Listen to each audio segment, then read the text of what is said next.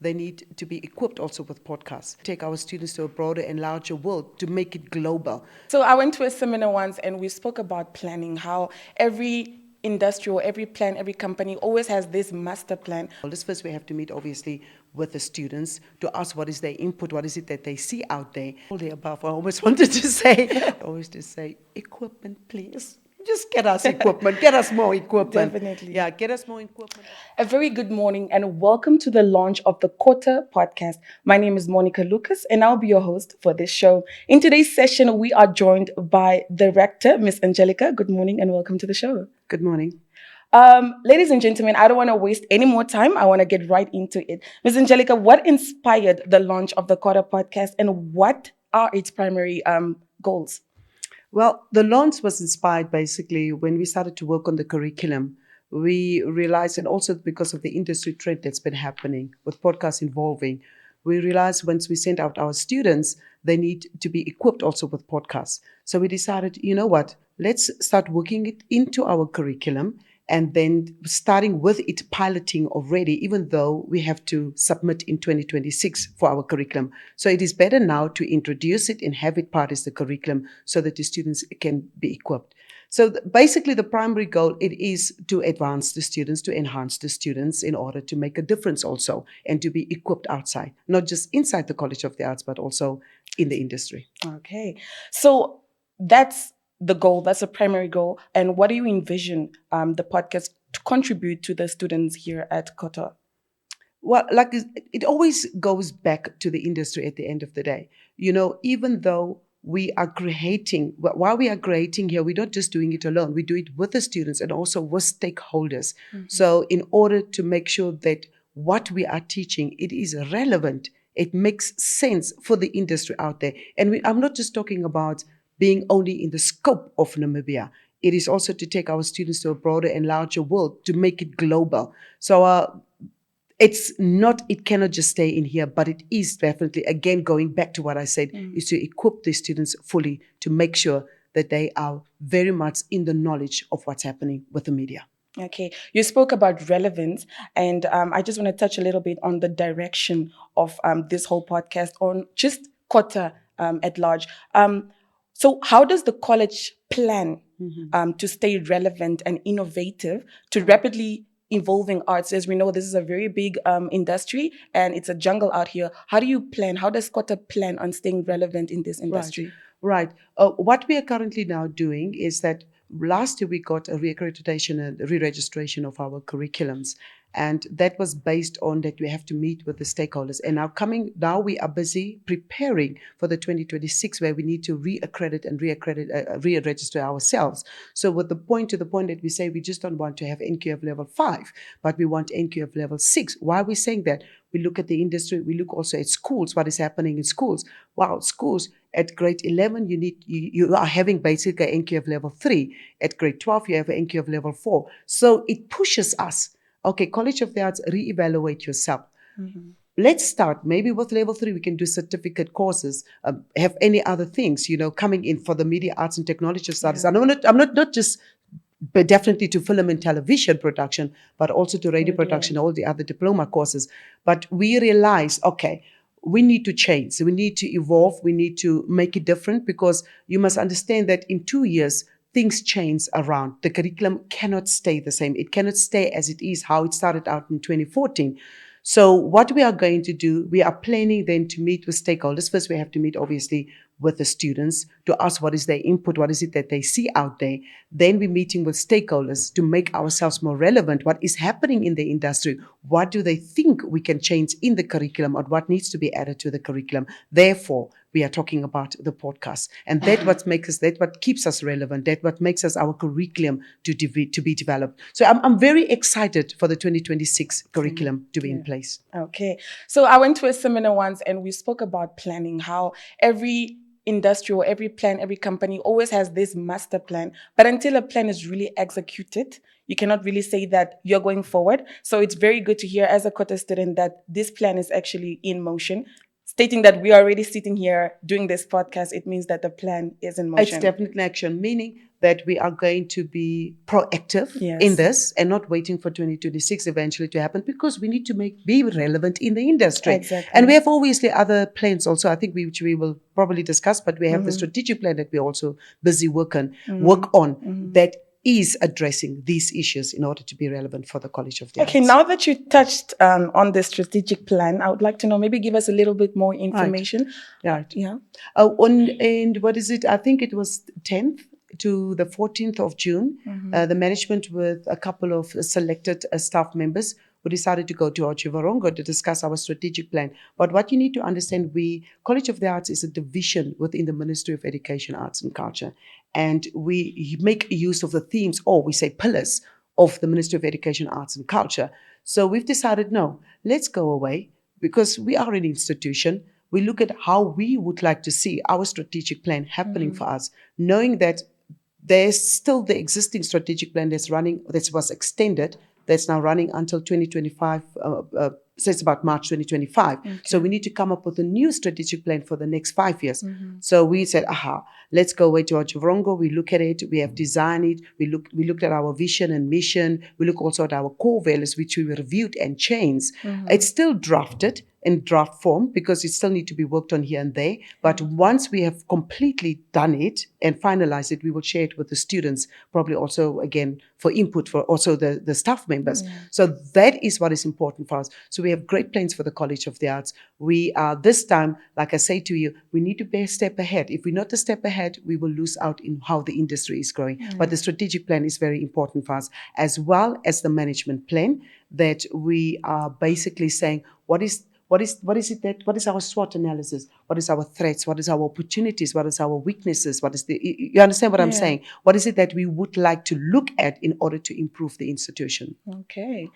So that was very mindful. That was very as a college student, it's good to know that you are going somewhere, what the college has plans for you, you are included in that. So with that being said, I want us to look at what we can look forward to.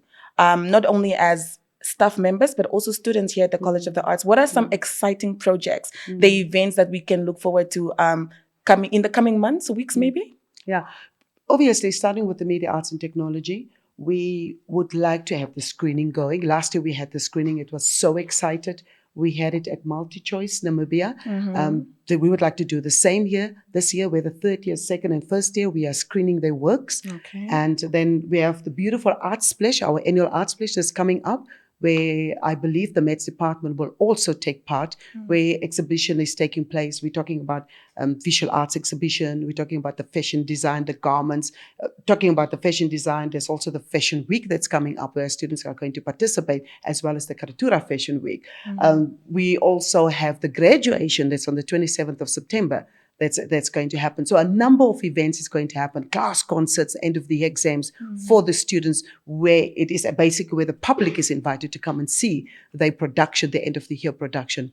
Okay, so those are some of the events that are about to take place. Yeah. But are there any upcoming collaborations with the industry professionals? And who can we expect, or what is another plan? Is there another plan?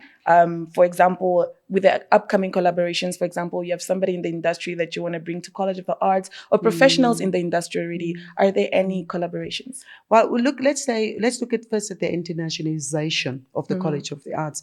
We are spreading our wings to Germany. We look at it that we have even a current a collaboration with the Film Academy. I don't know if you all know about it, but it will become popular amongst you, where our students are going over there. But I don't want to stress it out so much. Okay. But there's definitely something coming up that our TV students will then go for an exchange over to Germany. And that's why I'm saying, it's always by merit, and it's always how you perform and how you come to class. Those things do count. And according to that, we would like to give our students that opportunity. Locally, we currently have with New Era also an agreement where our students are also working there for a year. But what we are looking forward to is MOUs with other universities in order so that we can have an articulation for our students. So that we need to sign it MOUs. We have the current one with UNERTA. It's a university also in Indonesia that we are signing. It's an arts institution. We hopefully, the ED has signed. We are just waiting for the other parties to sign. That is also, we work on, exchange of curriculums, materials, exchange programs, continuous professional development for the staff members, and so forth and so forth. Locally, obviously, experts are very important, and not just for maths. It's the main goal for the College of the Arts, that we depend on expertise, because those are the people that will daily on the field. They are the foot soldiers in the industry that can come back and share with us. So we're looking at also having talks and workshops, and through this medium, the podcast, right? Facts. That we would like to invite these people and say, you know what, it doesn't have to be limited only to television and radio, but it needs to spread out. We have performing arts here. We have music, we have fashion, we have visual, we have new media design, where people come and speak about their works. And through that, we can get encouraged. True. So every institution has its challenges. And right now we are COTA. So I would like to know, what are some of the challenges that COTA faces currently, and how is the administration addressing those challenges? I think one of the things that the students will agree is always to say, equipment, please. Just get us equipment, get us more equipment. Definitely. Yeah, get us more equipment, of course, and staffing we can also work on. That's why I was mentioning the strategic plan. Okay. The strategic plan is extremely important, and specifically more, I would say, the management plan. Where the management plan, where we are planning to see how we can have more positions coming on board, how we can get more equipment coming in. And while I'm speaking like that, but I cannot reveal yet who are the parties that we are working. We are speaking also with overseas partners to see how we can get equipment from this side. And it looks quite positive. So we have ways where we reach out to embassies, where we can say, can you assist us with this? So we have been running quite a lot, I would say, especially this week and last week, but there's some more running to do. But there's some positive feedback, even if it's 1 out of this 10 that we are reaching. I'm sure there's going to be one that say, you know what, college, let's help you with equipment. The government can see and look at the structure. We also look at College of the Arts to become a semi-autonomous institution. Like I've mentioned, we are a division within the Directorate of Arts. So we are not a standalone institution. We do not operate like NAST, like UNAM. We also don't have a structure that can assist us to push where we want to go. So therefore, we are thinking to be a semi-autonomous institution. Through that, if we become a semi-autonomous institution, we can get a lot of beneficials. Except that we are going to register ourselves with NTA and with the NCHE, because that also allow our students then to get a scholarship from NASFAF. Then they will not be limited because they need to have 25 points or what. But because we are registered with the NTA, and that's why they can benefit from the NASFAF, basically scholarship bursaries. And I just think it is so important that we need to collaborate more with other institutions, which we are doing. Like I say, I'm so tempted to say the names, but I'm not going to say it because it needs to be sealed. But I can definitely say we are looking forward to 2025, where even if it's just one camera that will make a difference in this department, or a sewing machine that will make a difference somewhere, or a sound equipment that's for the music or for the performing arts that will make a difference. Okay. So you spoke about how College of the Arts is getting students here ready for the industry out there. And I really like plans, but I'm a very, I like things that are, straight to the point. Right. So I would like to know again, what measures again are being taken to ensure that the students receive hands-on experience and are well prepared for the industry? Number one, that's the initiative of the podcast. Okay. Because we internally, we cannot be outside. We need to prepare, because this is one of our last stakeholders meeting. The stakeholders were saying that you need to look at your entrepreneurship, like how your students, when they come out and going into the industry, they need to be able to write, and they need to be able to speak about their art. And those are the things that we would like now to create in the entrepreneurship program. But I'm sure also the media arts specifically were also introduced to a new lecturer that we are trying to work and see if we cannot equip our students more entrepreneurial in order to prepare them so that they can be well equipped in the industry and not be very confused. But again, the students are our greatest stakeholders. At the end of the year, we will also write out a kind of like evaluation forms that the students will have to complete. And through that, they can also help us to assist the next students or the next intake to assist them how to become better equipped. For now, for the industry, for the third years, what we also do, and which is also a requirement from NQA, is that they need to do internship. That is the internship that is really rounding them off before they're going into the industry. Yes. That gives them the on-hands work experience. But then again, you need to be able to have a certain amount of credits achieved here. Because you need to understand that College of the Arts is very practically based. Yeah. And I think that is the four jump that we have, yes, in order to prepare our students for the industry. So because of the practical element. So you need to be practical in the class, and you need to achieve that a certain amount of credits before you can do internship, because we don't want to send you to internship while you are not equipped with something. And that is very much important to us. So by the time you go to internship, and by the time, because the industry or the organization will say, wow, College of the Arts students, and which has happened before, I want to give an opportunity or a job offer to the student. That's how well you need to be equipped. But it's definitely important for us at the College of the Arts. Okay. Ladies and gentlemen, we are almost coming to the end of our very first podcast. But before we go, Ms. Angelika, we would like to know, what is your vision for the future of COTA, the graduates, and in the industry? How can they contribute to the growth of it in Namibia?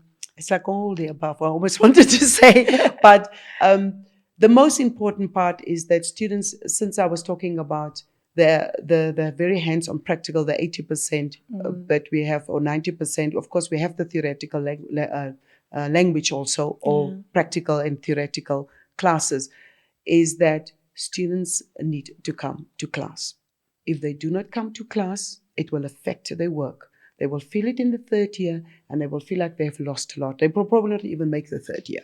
But it's important to attend classes consistently. It's important to continually keep yourself knowledgeable. It's, to be out there. You can come to classes, but connect yourself with other, smaller production companies or even bigger production companies, and work there. So what you learn in class, try to apply it. You don't have to wait for the College of the Arts in the third year to eventually go out to internship. But I would say continually be on the learning. It's not basically a curve, but on the learning spree of making yourself knowledgeable, educating yourself constantly, and come to class. As for the institution, of course, it's just not my vision, but my vision is also supported by management and also by the staff, is that we want to become a semi-autonomous institution. Semi-autonomous institution where we can run our affairs fairly, and also where we can easily get sponsorship or can be sponsored fully equipped. But it's for many reasons also. It is better to have a semi-autonomous institution in order to completely fulfill our mission of arts education and training. You need to understand that College of the Arts is in the ministry where schools are prioritized, and not the college itself.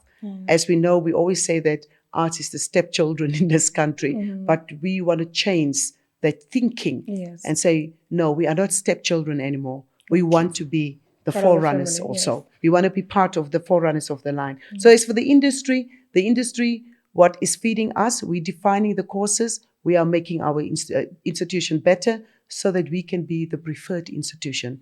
We become the state of the art.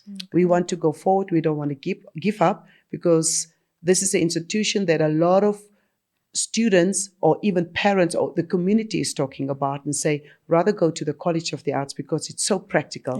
And this is where the country is built on. You must understand, it's what they call it in Afrikaans, ambachtswerk. That the country needs to be built, and we are still very small, and we need these skills of the College of the Arts to be used in the industry. Okay. Any final remarks? Final remarks. Let's work hard. Let's keep on pushing. Be patient with the College of the Arts. We're going somewhere with you. But I'm going to end this again. students must attend classes. Okay. Ladies and gentlemen, you heard it from the rector herself, and we have come to the end of our very first podcast. Good day.